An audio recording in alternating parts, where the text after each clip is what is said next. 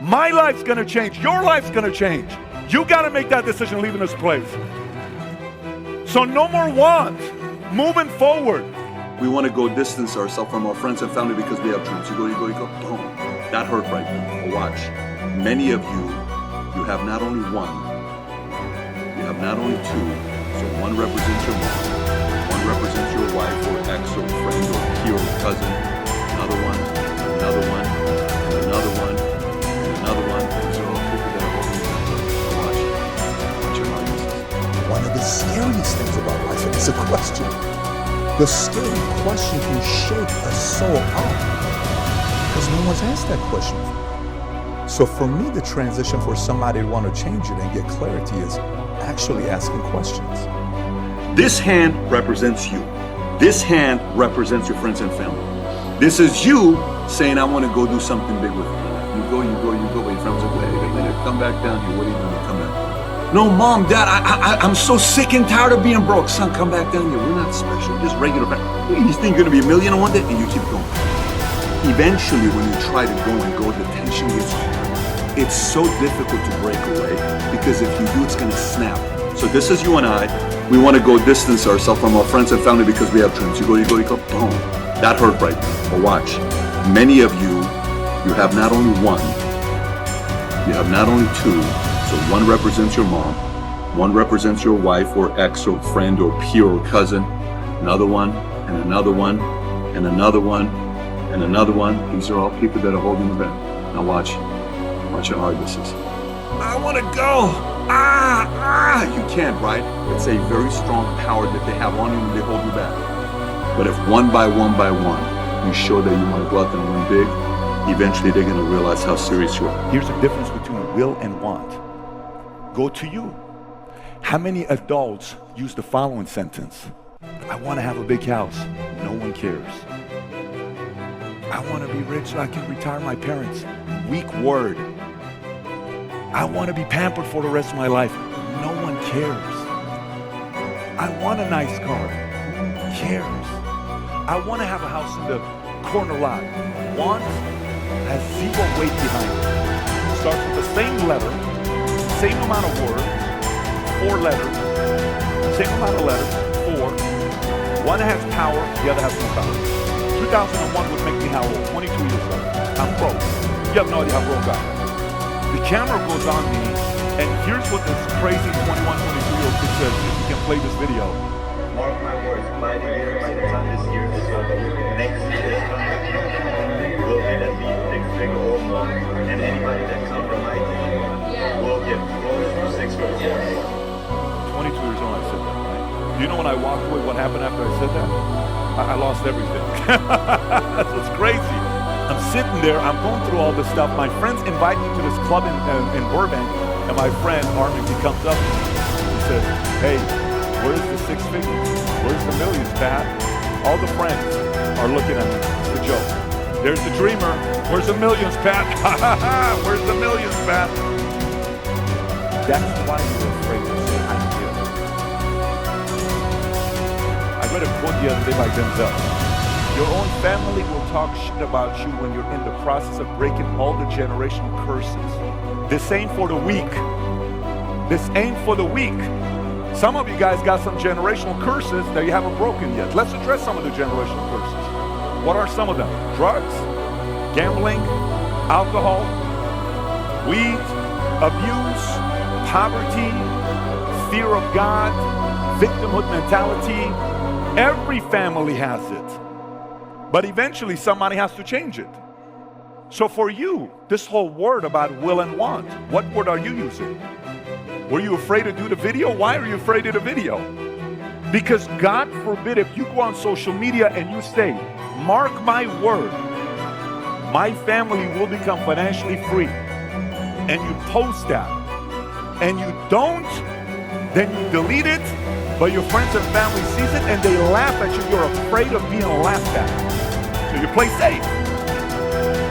You play safe. You don't want to go to these gatherings. I guarantee you the world's going to know your last name. The world's going to know what you did with his family. And by the way, I didn't say this when I was a millionaire. I said this when I was making $50 a year. It doesn't matter if I say it today. No one cares. What matters is when I said it when I was 22, when I was a nobody. I didn't have a follower on social media. There was no valuetainment. I didn't have $100 in my account. Nothing at that time. Going back to you. Last night I told you, George put this entire meeting together for who? You. And only you. Yes, say it again. George put this meeting together for me. This is my meeting. My life's gonna change. Your life's gonna change. You gotta make that decision leaving this place. So number one, moving forward, everybody around you that's your blood, that's your family, that's in your base shop, that's on your team. Every time they use the word want, change it. Stop them right there. Can I challenge you? Yes. Let's change that word to will. Change it to will. I will. We will. We will. I will. It's a powerful word. In life, I've lost many times. Let me tell you, many times. I've had girlfriends break up with me. I've had companies tell me they don't want to do business with me. I've had an employee tell me they don't want to be with me. I've had salespeople that have quit on me. I've had so many people that I've had losses with. I've competed against people that are inferior than me, and I lost to them because they had better work ethic than me. And I thought because I had some talent at the time I was going to beat them. No way in the world. That guy worked harder than me.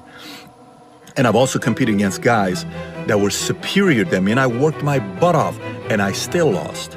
I still lost with the guy that was ahead of me. What happened there? I worked my ass off and I still lost. Yes, that also happens. It's called a loss. It hurts. It's embarrassing. You come home. Your wife or your girlfriend wants to make you feel good, but you know you lost. And it doesn't feel good.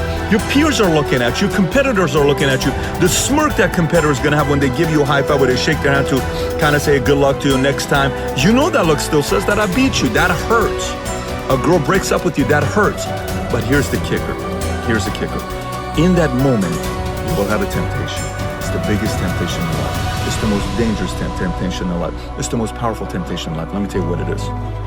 In that moment, you will have the choice of either blaming something on the outside or taking full responsibility.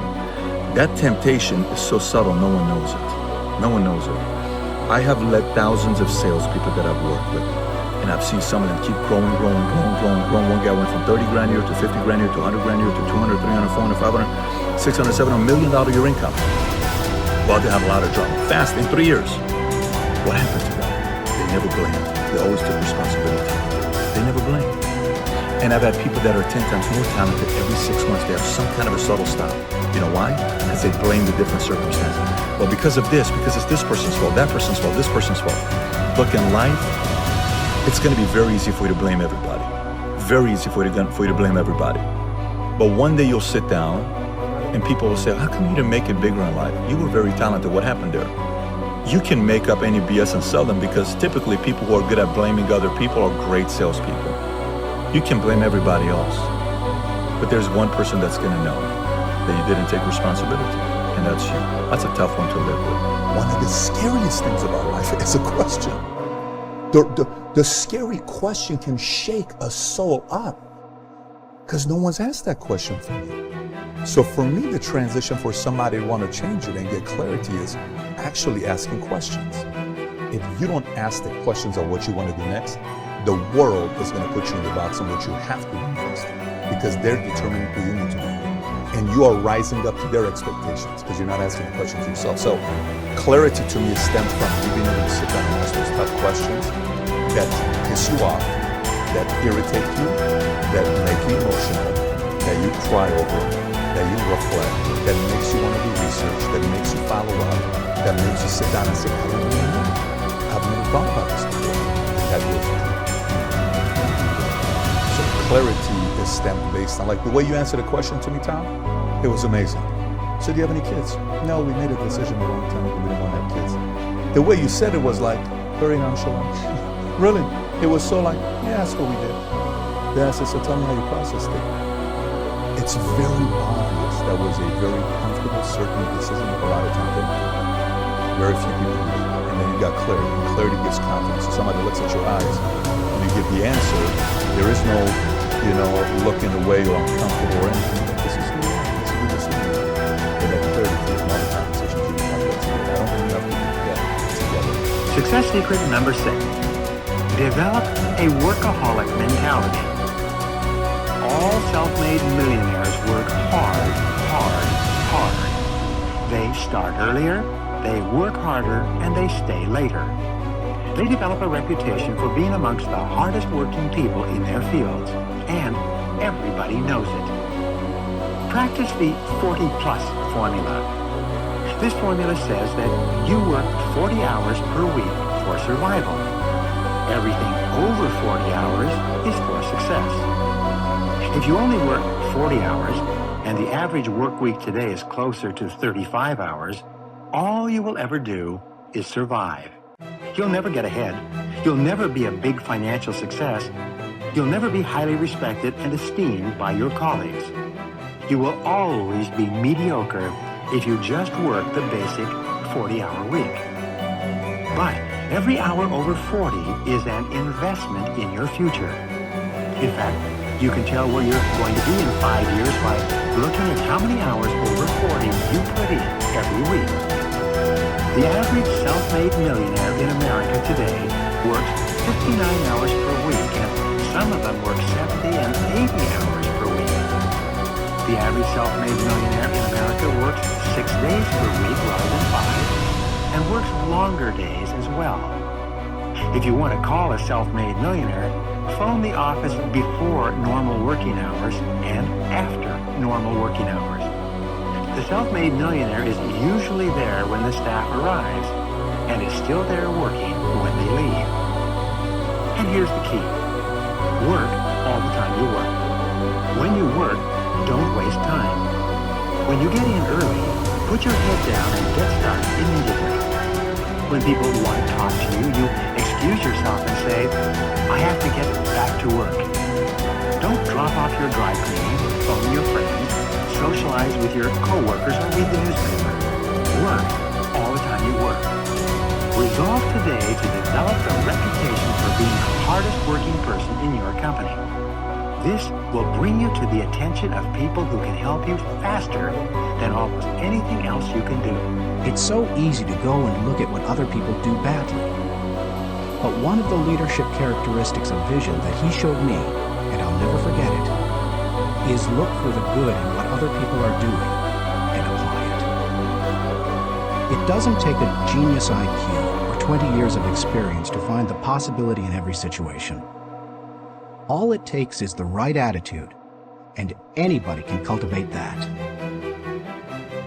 Dream one size bigger. One of the best ways to cultivate a possibility mindset is to prompt yourself to dream one size bigger than you normally do. Let's face it, most people dream too small. They don't think big enough.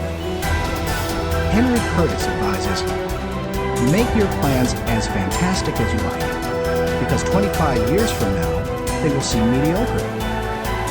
Make your plans 10 times as great as you first planned, and 25 years from now, you will wonder why you did not make them 50 times as great. If you push yourself to dream more expansively, to imagine your organization one size bigger, to make your goals at least a step beyond what makes you comfortable, you will be forced to grow. And it will set you up to believe in greater possibilities. Question the status quo. Most people want their lives to keep improving, yet they value peace and stability at the same time. People often forget that you can't improve and still stay the same. Growth means change. Change requires challenging the status quo. If you want greater possibilities, you can't settle for what you have now. When you become a possibility thinker, you will face many people who will want you to give up your dreams and embrace the status quo. Achievers refuse to accept the status quo.